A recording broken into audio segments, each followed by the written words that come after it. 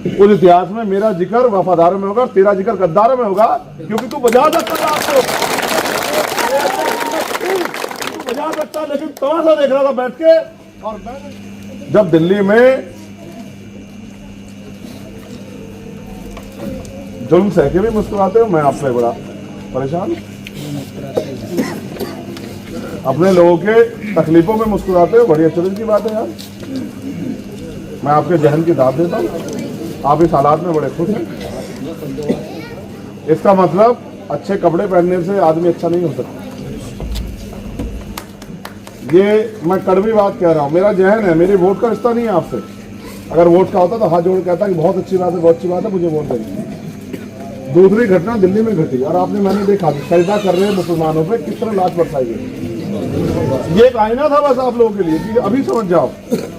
हम तो दलित वर्ग के लोग कितना कुछ सह रहे हैं, आप देखो तो सही। हम पे नौकरी करने के लिए, आगे बढ़ने के लिए आरक्षण था, उस आरक्षण को बिल्कुल खत्म कर दिया। जब सरकार डिपार्टमेंट रहेंगे तो सरकारी नौकरी कहाँ रहेगी, कौन हमें कुर्सी बैठने देगा। मगर संविधान तो बराबर के इजाजत देता था। ये संविधान है तो जिसने वोट की दी, वोट है तो हमारे बस्ते में लोग आते हैं। वोट का अधिकार नहीं रहेगा तो आपके यहाँ से कूड़ा चल जाए, कोई भी नहीं आएगा। आज जो आपकी बगल भरते हैं, जो आपको टोपी पहनते हैं, आपसे टोपी आपको पहनाते हैं, वो वोट के चक्कर में तो पहनाते हैं। अगर आप महसूस करके देखो कि वोट आपसे खत्म होगी, बताओ कौन आएगा आपके मोहल्ले में, कौन आके पूछेगा आपसे क्या हाल है। अभी तो चाचा ताया करते हैं, सर पे हाथ रखवाते हैं, आपसे पगड़ी पहनाते हैं, आपकी टोपी उतार के अपने सर पे रखते हैं और फिर आपको वो दूसरी वाली टोपी पहनाते हैं और फिर 5 साल टोपी पहनाते रहते हैं। कब तक चलेगा देश में। ये चुनाव आप पे मेंबर ऑफ पार्लियामेंट बनाने का चुनाव नहीं है, ये चुनाव आप पे अपनी आवाज बनाने का चुनाव है। जिन लोगों ने ठगा उनको बताने का चुनाव है कि हम इस देश में गुलाम नहीं हैं। अगर आप हमें गुलाम समझते हो कि किसी को भी पैसे वाले को, लंबे कुर्ते वाले को, कोट वाले को हम पे थोप दोगे, कहोगे जाओ इन्हें वोट दो, तो हम ये जानते हैं कि हमारा अच्छा बुरा कौन है, हमारा दो दुश्मन कौन है, हमारा मुफीद कौन है, हमारा मुखालिफ कौन है, ये बात हम जानते हैं। आप मुझे बताओ, ये सारे नेता यही थे ना जब एनआरसी पे कानून आया?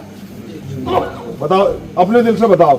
और जब आप लोग भी एक बार हिम्मत हार के पीछे को उठ गए, जब मेरी बहनों ने, मेरी माओ ने, वालिदाओं ने, हमारी दादियों ने मोर्चा संभाला, ये सारे नेता यही थे नहीं थे? बताओ, एक के मुंह से आवाज निकली क्या? ईमानदार से बताओ अपने दिल से। और मुझे आए हुए 15 दिन नहीं हुए थे जेल से, मैं उससे पहले जेल में गया था तिहाड़, मुझे 15 दिन नहीं आए थे। मैं भी घर में बैठ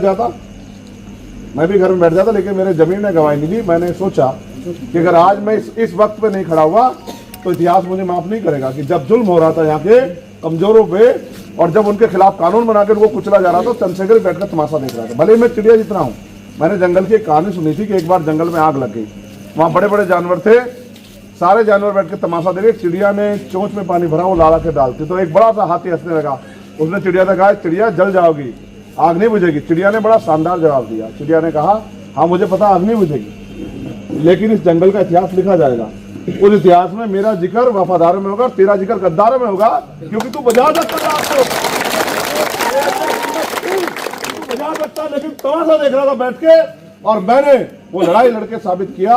भले ही मैं जल जाऊं, मैं ना रहूं, लेकिन इतिहास याद रखेगा कि चंद्रशेखर आजाद ने कभी किसी कमजोर का हाथ नहीं छोड़ा।